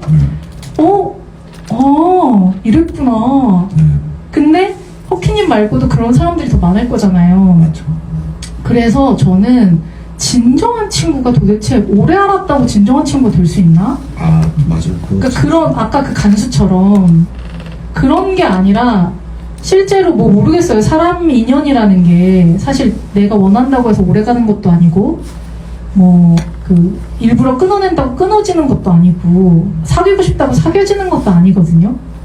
그냥 이 순리라는 게 되게 신기하다. 그리고 사람의 마음은 짧고 길고가 중요한 게 아니다. 맞아요. 그냥 그때그때 마음의 순도, 그때 얼마나 순수했는지, 그리고 그 마음이 얼마나 지켜지는지, 이제 그런 것들에 의해서 좌지우지 된다라고 생각하기 때문에, 그게 진정한 친구를 좀 이렇게 그 기준 내릴 수 있는 딱 네. 좋은 말인 것 같아요. 저는 그때 진정한 친구였습니다, 사실. 이건 나의 친구잖아. 싸워야 한다, 같이. 가자. 너무 멋지다.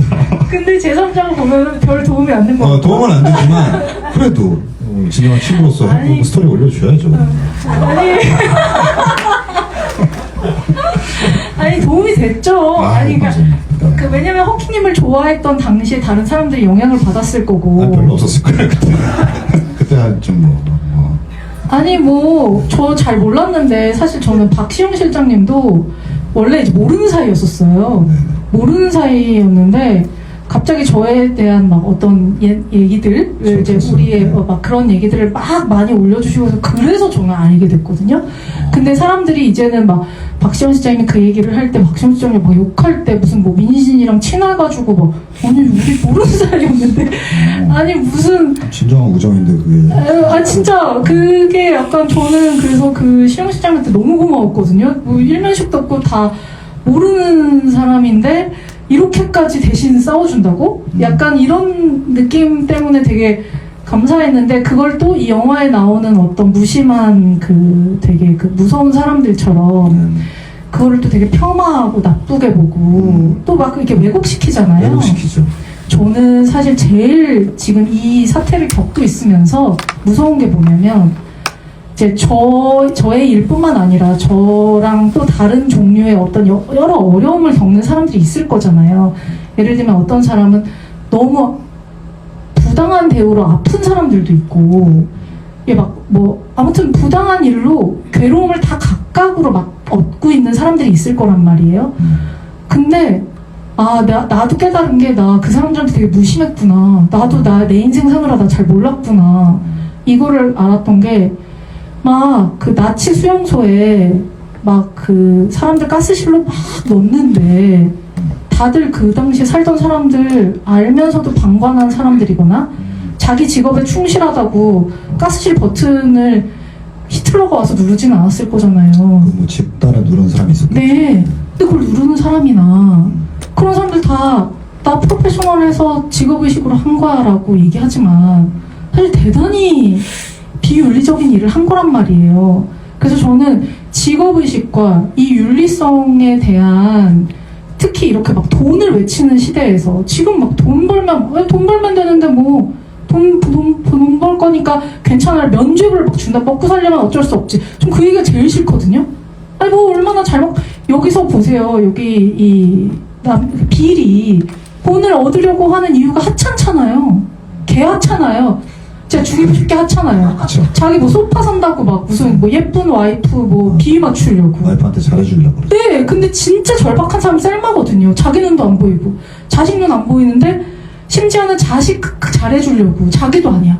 자식 해주려고 그거를 모은 돈을 그 하찮은 허영심을 채우려고 그리고 이 여자를 되게 절박한 상황에 몰아넣잖아요. 그러니까 저는 그런 어떤 현대인들한테 진짜 필요한 게 그런 거지 않을까? 이 직업의식에 대한 그 프로페셔널한 어떤 사고 안에 윤리의식이라는 게 있어야 되지 않을까?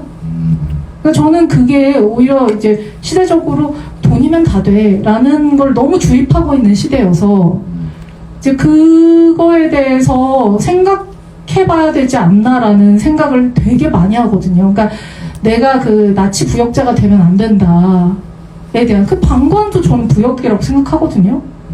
그러니까 그런 부분에 있어서의 어떤 비판의식 그리고 그걸 현실로 우리가 해내야 돼를 라스 폰 트리에가 얘기하고 있잖아요. 자, 너희가 사고하는 게 어떻게 달라지느냐에 따라서 마음먹는 게 달라. 너희가 여기서 이 노래가 끝났다라고 생각하지 않으면 셀만 죽은 게 아니야. 셀마 노래 끝나지 않았어. 근데 너희가 셀마 죽었다고 생각하면 여전히 여기서 죽은 거 끝난 거야. 노래가 끝난 거야. 그래서 저는 라스 폰 트리에가 분명히 마지막 메시지로 그 우리들의 어떤 행동의 양식을 바꿔야 하는 사고의 양식을 바꿔야 하는 걸 주장했다라고 확신하거든요. 맞는 것 같습니다. 설득당했습니다 이제. 아 진짜로 왜 웃어? 나의 뜻이 좀 이상해지잖아요 웃으시면 진짜인데. 그럼 제가 한번 좀 마지막 질문을 좀 드리면서 좀 마무리해 보겠습니다. 죽음이 무서워서 울어본 적 있으십니까? 저는 왜 이런 질문을 하냐면은 저 이거 마지막 장면 있잖아요. 보다가 저는 이 서사가 슬퍼서 저 셀마라는 분이 슬퍼서 눈물이 나지 않고 그냥 죽는 게 그냥 순수하게 무서워서 울었거든요. 진짜 내가 저기 있으면 진짜 무서워 죽을 것 같은 거예요. 너무 그 모든 이 사람 뭐 복면 씌우고 뭐 보드 채우고 이렇게 하는 것들이 너무 지금 행정적이잖아요. 진짜 나 죽이려고 하는 행동들이잖아요, 다. 실제로 되게 무서웠어요, 저는. 살짝 금수저 도련님 같은 발언이네요. 아, 그래요? 난 너무 무섭던데, 정말. 근데 그 전에 정말 제가 이제 금수저 도련님이었을 때, 지금도 그런 거 아니야? 아니, 정말 어렸을 때. 그때 내가 아빠한테 물어봤어요. 죽으면 어떻게 되냐고. 그럼 죽으면 다 끝이에요. 그냥 한 12살인가 그랬거든요. 죽으면 끝이다. 아무것도 없어. 라는 말을 듣고 제가 그때 한 외식하고 돌아오는 길이었는데 엘리베이터에서 펑펑 울었거든요, 진짜. 진짜 아무것도 없냐고. 진짜 아무것도 없대요. 그래서 슬퍼서 울었거든요. 근데 이게 안 무서울 수가 있나? 다 무섭지 않아요, 이거? 어렸을 때? 저는 안 무서워요. 아, 그래요? 저는 사실 그러니까 어렸을 때는 제가 좀 강박증이 있어가지고 결벽증이랑 강박증이 좀 심해서 손을 진짜 많이 씻고 그리고 막 선 같은 거 못 밟고 그런 강박증이 좀 있었어요. 그런 친구들 있어요. 이게 문 한 번 잠그면은 진짜 잠겼는지 되게 여러 번 봐야 되고 제가 어렸을 때 그게 좀 심했는데 근데 초등학교 어느 순간에 제가 뭘 깨달았냐면 이거 비정상이다. 그러니까 이거 좀 잘못됐다. 내 행동이 지금 좀 잘못된 것 같다. 해서 스스로 교화를 되게 많이 했거든요. 이게 좀 비정상인 것 같다라고 생각이 들어서 손을 덜 씻으려고 노력했고 선도 일부러 밟고 그러니까 그거를 이제 스스로 하기는 했었어요.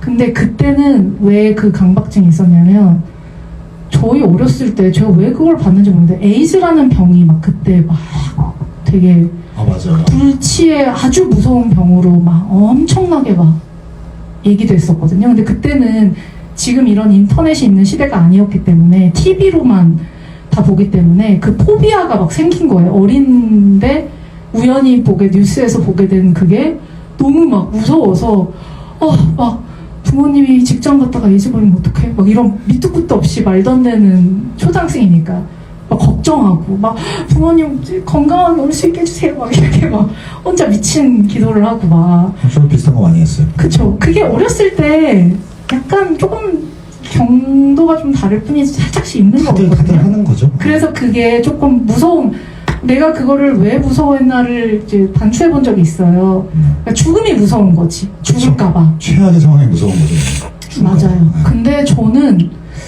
뭐 저한테 어떤 죽음을 두려워하지 않게 된 계기가 있었는데 이 사건은 전혀 아니고 훨씬 전에 그 계기로 그냥 저는 죽음이 아무렇지도 않아졌거든요. 그냥 슬픈 일도 아니다. 그냥 내가 내 몫을 살다가 그냥 끝나는 거다. 근데 대신에 끝났을 때 그 이후에는 뭐가 있는지 아무도 모른다. 아예 끝나는 거면 차라리 나을 것 같은데 아예 죽은 다음에 아예 아무것도 없어. 그럼 전 차라리 안심이거든요. 단죄가 없잖아. 뭐 또 있으면 좀 피곤할 것 같아요. 근데 또 있으면 너무 무서운 거예요, 그게. 아, 또 있네 이러면서. 아니? 그러니까 나의 뭐 예를 들면 막 그거 있잖아. 그때 불신 뭐- 지옥 막 이런 그때 거 뭐 있잖아. 했잖아 이러면서. 막 나를 막 단죄해. 좀 너무 무서울 것 같아요. 지옥으로 이런 거. 근데 그럼 진짜 저는 골치 아플 것 같긴 해요. 근데 저는 왠지 네. 살짝 뭐가 있을 것 같긴 하거든요. 그러니까 이건 그냥 뭐 개인적인 생각에 다 차이가 있겠지만 저는 죽으면 차라리 끝나면 좋겠는데 아무것도 없어졌으면 좋겠는데 뭐가 있을 것 같아. 왜냐면 확률은 5대5잖아요. 진짜 그렇죠. 네, 알 수가 근데 없죠. 네. 알 수 없지만 왠지 나의 촉으로는 뭔가 있는 것 같다. 그래서 그래서 죽음이 좀 두렵다면 모르겠는데 그 이유는 내가 어떻게 될지 모르겠어서 그게 두렵다면 모르겠지만 지금 생을 끝내는 게 아쉽거나 막 죽는 게 너무 두려워 막 이런 건 없어졌어요. 어느 순간에 예전에 극도로 있었다가 어느 순간 어떤 계기로 그게 확 없어져서 전 그래서 이 영화를 처음에 봤었을 때는 그 두려움이 있었을 때 봤거든요. 그러니까 너무 힘들었던 거예요. 그렇죠. 그게 너무 힘들고 왜 이렇게까지 과학적이야 막 이랬는데 지금 뭐 죽음도 두렵지 않고. 그게 사고가 바뀐 상황에서 이걸 보니까 산전수전 겪어보니 이거 뭐 아니 이게 약간 이 영화가 약간 코믹으로도 느껴진다니까요. 그러니까 약간 강하십니다. 약간 그러니까 확실히 이전과는 저한테는 되게 굉장히 다르게 다가오는. 그런데 이걸 극대화하게 아까 막 못 보셨잖아요. 아, 저 너무 슬퍼서 못 봤어요. 그래서 계속 제가 쳐다봤거든요. 이렇게 막 이래가지고 아, 빡세요. 저는 우리 도경이를 걱정해서 이렇게 흐끌흐끌 봤는데 혹시 도경이 우나? 그래서 이렇게 봤는데 오히려 도경이는 의연한데 호키님이 저 너무 끔찍해요, 저 장면이 그냥. 근데 저걸 극대화시킨 건 사실 비옥의 연기죠. 그러니까 연기가 너무. 네, 비옥이 막 손을 막 떨잖아요. 손을 떨고 막 그 표정, 그러니까 비옥이 이 영화 찍다가 되게 그 트라우마가 생겼대요. 이게 너무 힘들었대요. 지금 감독을 이제 증오한다고 막 그러잖아요. 네. 근데 니콜 키드만이랑 그 비옥은 그렇고 그 샬롯 땡스브루는 소름 계속 되게 나오고, 친하고. 네, 계속 나오고. 그러니까 이게 사람의 어떤 성향에 따라 뭔가 안 맞았겠죠. 그쵸 이제 다른 건데 그러니까 그 비옥의 연기가 정말 아, 진짜 신이 내린 연기가. 네 진짜 미친 연기다. 이거 진짜 대단한. 대단한 어떻게 노래도 그렇게 잘하고 프로듀싱도 잘하고 연기도 잘해버린. 타고난데 연기도 잘하고. 대단한. 네 근데 외모도 너무 매력적이고 너무 예쁘고. 그러니까 제가 봤었을 땐 진짜 예쁜 네. 유형이거든요. 맞아요. 네. 그러니까 참 되게 뭔가 타고난 탤런트가 엄청난 사람이다 그렇게 느꼈죠. 그래서 이제 죽음을 너무 이렇게 두려워하지 마시고 명심하겠습니다. 죽음을 담대하게. 두려워하겠습니다. 담대하게 받아들이겠습니다. 아니 뭐 어쩔 수 없잖아. 다 죽는데. 아, 지금은 그렇지 않아요. 지금 이거 보면서 제가 끔찍했던 건 그냥 연기가 너무 그쵸. 그냥 인간적으로 너무 저건 좀 하여튼 뭐 그렇고 그럼 뭐 이런 질문 타임 뭐 이런 거 하나요? 지금 해요. 저 재밌던데. 재밌어요 이거? 네. 질문 저 민경님한테 질문 받고 싶어. 질문하고 하자 우리가. 여기 잘 아시니까. 제가 하자고요? 네. 민경님이 말씀을 엄청 잘하시잖아요. 김민경님 고개를 드세요. 아, 네, 안녕하세요. 김민영입니다. 저 진짜로 구경하러 와서 아무것도 준비가 안 돼 있는데. 뭐 제가 그럼 질문을 드리겠습니다. 뭐 어제 저 생일 파티 하셨던데. 아니, 어제 생일. 아, 내일이에요? 내일이 생일이에요. 아, 어제는 뭐 한 거예요 그러면? 어제 생일 파티를 또 파티를. 프리 파티? 프리 파티. 아, 프리 파티. 요즘 인기 제일 많은 별걸 다 하네. 진짜. 분이잖아요. 네. 인기가 하늘 인기녀. 네. 지금 뭐 하늘 높은 줄 몰라요 지금. 질문을. 네. 아니 그게 질문이었어요. 재밌었게 재밌게 했냐고. 오늘 지각도 하셨잖아요. 허둥지둥. 얼굴가 죄송합니다. 여기가 제 자리라고 이거 마크를 해주셨는데 네. 누가 앉아 계신 거예요. 제가 근데 되게 필사적으로 이렇게 돌아서 와 오면 돼 이렇게 그래서 저기로 들어왔는데 네. 사실은 일로 애초에 들어오면 되는 거였더라고요. 이렇게 하면 굉장히 쉬운 그러니까 길이 여기에 있었어요. 허키 매니저님이 앉아 계셔가지고 여기 제 자리인데 죄송합니다. 그게 헷갈렸어요. 근데 저는 오늘 이 영화 저도 라스푼트리 좋아하는데 이 영화가 좀 많이 빡세고 심연일 것 같아서 늘 요리조리 피하다가 오늘 처음 봤거든요. 어땠나요? 전 되게 좋았어요. 정말 좋았어요. 제가 멜랑콜리아를 좋아하는 로직과 비슷한 느낌으로 되게 좋았거든요. 다행이다. 네, 정말 재밌었어요. 그리고 제가 그 대표님 얘기 들으면서 너무 반가웠던 게 저의 인생 영화 중에 하나가 사운드 오브 뮤직이거든요. 와. 그게 제가 최초의 기억이에요. 영화의 원형. 저도 어렸을 때 초등학교 때 아빠가 네, 저도 계속 빌려와주고. 맞아요. 비디오 테이프로. 네, 그래서 너무 반가워가지고. 민경이 근데 훨씬 어리잖아요. 엄청 어리시지 않나? 저 90년생. 엄청 어리죠. 그러니까. 네. 아무튼 그래서 여기서는 그게 이제 좀 다르게 좀 다크하게 사용이 되는 걸 보면서 뭔가 나랑 되게 사적으로 접점이 있는 영화여서 되게 재미있게 봤고 지금까지 피하길 잘했다 이런 생각이 들었어요. 제가 그래도 이 정도 경험을 하고 봐서 감당이 됐지 맞아. 20대에 보기엔 좀 많이 힘든 영화가 아닌가 이런 생각을 하면서 봤습니다. 네. 여기서 사운드 오브 뮤직 말씀하시네. 사운드 오브 뮤직 하면 또 기관총 신. 그러니까요. 네. 그 제일 기억이 안 나는 장면을 이렇게 이거 있잖아요. 저는 민경님의 그 답을 들으니까 갑자기 도경이의 그게 궁금해지거든요. 도경 씨. 빌리 엘리어트를 사랑한 우리 도경이가 이 영화를 오늘 어떻게 봤을지. 도영 씨 오늘 그 핸드폰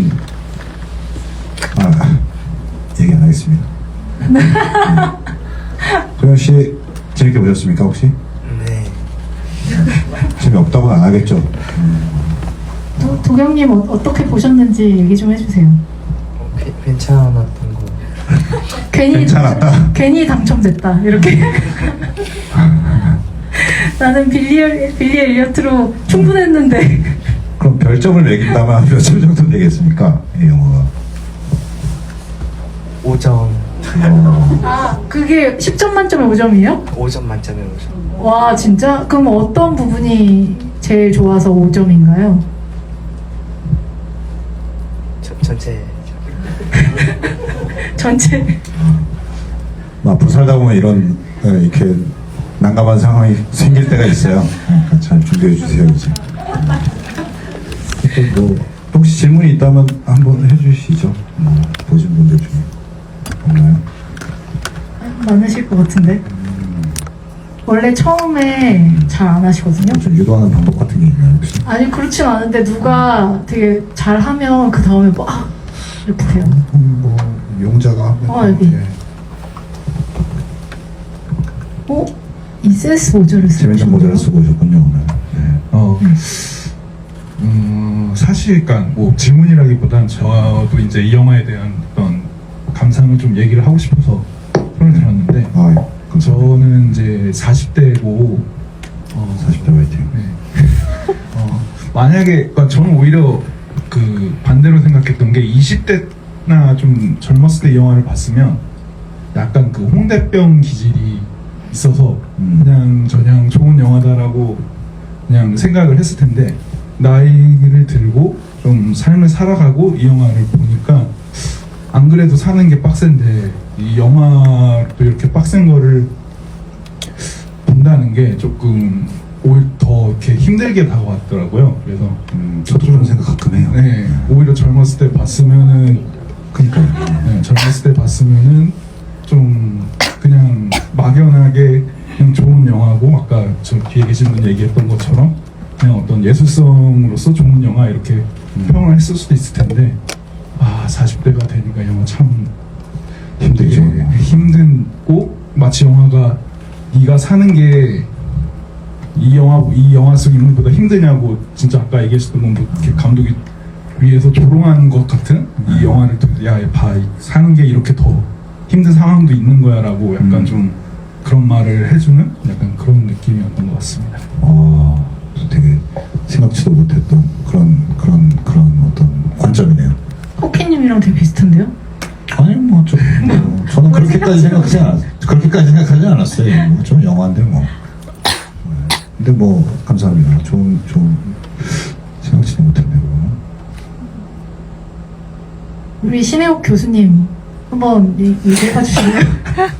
근데 그게 저도 그런 생각 하는데, 영화 보는 거는 좋은 것 같아요. 근데 저도 요즘에는 좀 한동안 안 보다가 괜히 GV 한다고 뭐 이런 거 때문에 몇 개 보고 있는데, 안 보다가 보니까 또 재밌더라고요. 그러니까 이 영화의 제목은 또 워낙 유명하니까 영화에 대해서 알고 있었고, 언젠가는 이제 좀 봐야 겠거니라고 생각을 했는데, 진짜 오래 미루던 약간 숙제를 비슷하네요. 어디 가서 이제 이 영화에 대해서 얘기해서 나올 때 나도 좀 안쓰럽긴 했을 때. 제가 50대 되면 또 달라질 것 같아요. 어떻게 감상이 달라질지 모를 것 같아요. 감사합니다. 우리 신혜옥 교수님은 어떻게 보셨는지 제일 궁금해서. 안녕하세요. 혹시 안녕하세요. 허키님한테 질문이 있으시다면 하셔도 되고. 네. 전 그러면 영화에 대한 감상보다는 아까 민희진 대표님께 허키님이 질문하셨던 것처럼 오히려 저는 허키님한테 혹시나 뭐 그러면은 뭔가를 이렇게 힘든 상황이 있을 때 아까 본인의 상상으로 어딘가를 이렇게 다른 걸 그리는 사람처럼 허키님은 보통 어떤 식으로 그것을 해소하시는지. 저 진짜 재수없는 대답이긴 한데 전 창작으로 이겨냅니다. 진짜예요 이거. 근데 저도 그런 것 같아요. 네. 진짜. 그거밖에 없어요 저는. 그거 말고는 네. 이거 이겨낼 수가 없습니다. 저 교수님한테 물어볼게요. 애웅님도 그 똑같은 질문 드리면 뭐로 이겨내세요?